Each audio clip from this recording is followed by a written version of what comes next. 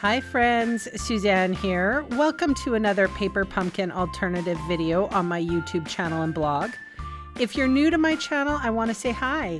This video will share alternative projects to stretch your paper pumpkin supplies. If you don't know what paper pumpkin is, click the link in the description box below and check it out. So come along with me as I attempt to create out of the box. Welcome back to card number 2. Let's get right into this alternative card for the July 2024 paper pumpkin called the Painted Petals. So this is a basic white thick card base. I have gray granite marker and I'm doing some spritzing, just putting the nib in the lid and flicking it very hard. You won't break it, I promise. And I get to spatter some ink. So I'm doing that on the outside and inside of the card.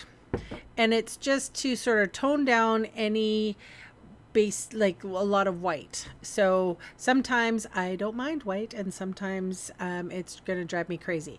So this is a Z-fold card, so I did score that card base at the 2 1/8 on the cards, or on the card front. Okay, so moving on, I am going to write down the panel sizes, but this was the envelope I cut down, and I can't remember it offhand, but I will put a sticky note here and tell you what size I cut the envelope down. So I also took the inside of the envelope and also made that part of the mat. And okay, so here it is. 2 1/4 by 3 3/4 was the flowers. And then I also cut down this in this envelope. So basically I destroyed an envelope, but at least it has the colors that I'm looking for. Everything's going to match. I find sometimes that the whites that I choose from a kit and the basic white color that we have, sometimes the whites are different. So this is a good way of matchy everything. And yeah, I saw this particular Z-fold. I saw a really nice Z-fold. I don't know who I saw it from, but they took the actual card base that came in the kit. They turned it inside out so that the flower part was the inside of the card. They scored the backside of the envelope, the backside of the card to that 2 1/8, and then folded it back on itself, and it was the actual card kit from the kit. So I thought that was a really brilliant idea, but I'll just use a basic white card, and then that way I'm not utilizing or using up my card bases. I will show you in the third video all of the cards that I made with this kit, not just these ones that I'm creating special for video. All right, so you can see that I did cut the envelope, the green part of the envelope, to 2 1/2 by 4. And then I previously cut the white card, and I decided I was going to sandwich it between the envelope and the green card. So there is the measurements up there with my little sticky notes.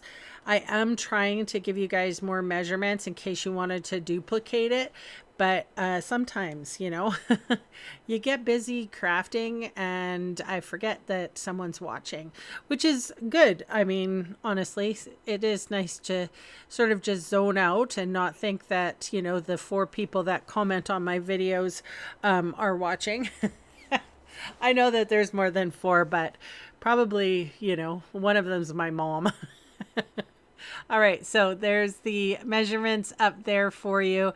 And here I am making that. It's just a focal piece. It's your art piece. It's the part that goes on the front of the envelope. I'm only putting adhesive on half of it because you don't want to stick the whole thing closed. Make sure it's on the right side, which is the left side. I'm putting that directly in the middle of my card, and then I'm going to decorate it with the adhesive back sequins that came in the kit.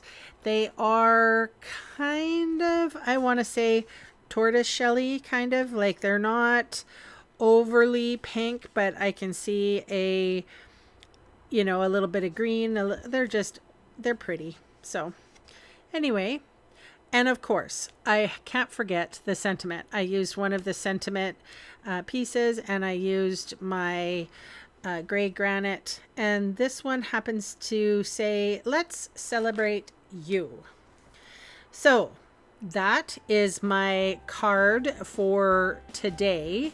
I will give you another card tomorrow, and then I will share all of the cards I made for this paper pumpkin kit in that video. Thanks for watching, and bye for now.